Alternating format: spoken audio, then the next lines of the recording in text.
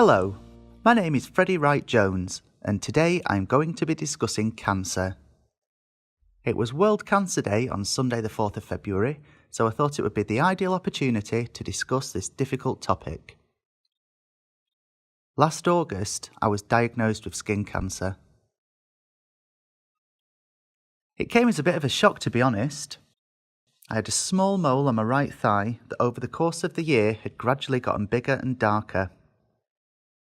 It was my husband that had noticed it change more than I had, and after several weeks of him nagging me to get it checked, I reluctantly booked an appointment with my GP.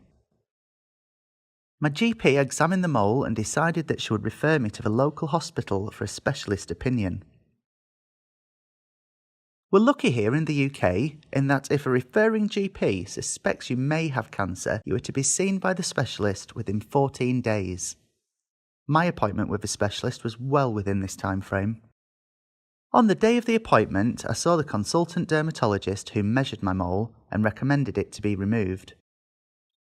He then said they'd send it off for testing. It all sounded simple enough. I was then taken down to see a surgeon who removed the mole straight away with the use of local anaesthetic. I was to keep my stitches in for 10 days and await my results. At this point, I was fairly confident that it was simply a mole and not cancerous. None of the specialists had been alarmed at all. About a month later, I received a phone call asking me to come back to hospital and have a meeting with the oncologist. It was at this point I realised something was wrong. The following day, the news was broken to me that I had skin cancer, a melanoma to be precise. I don't recall any other part of the conversation that I had with the doctor. Time seemed to slow down and all I could hear was the words cancer. Later that day, I broke down crying when I told my husband of my diagnosis. After I'd managed to calm myself down, we both researched exactly what my recovery would entail. I got in touch with my designated Macmillan nurse and asked her all the questions I didn't ask the doctor. Would it spread? Will I recover? What is the treatment? She kindly and carefully went through my treatment plan with me, which did put my mind at rest. I would need a biopsy of my lymph nodes to see if it had spread, and I was told that I needed another operation to remove more of my tissue to ensure the cancer doesn't return. This all seemed pretty daunting, but I was determined that I was going to be okay. I waited a couple of weeks before I had the biopsy on my lymph nodes. I then had to wait another week for the results. Waiting at the hospital seemed to take forever, and when I got called in, I was convinced I was going to receive more bad news.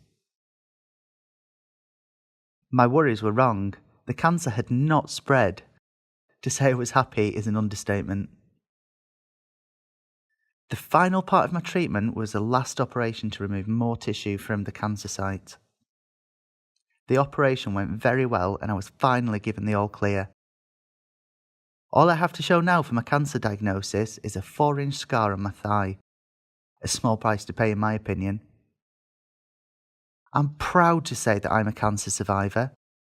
I only wish there was more of us that could say we've beaten this horrible disease.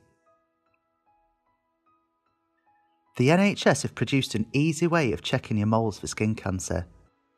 The ABCDE method. A stands for asymmetry. If you draw a line through the middle and the two halves do not match, it is asymmetrical. This is a warning sign for melanoma. B stands for border.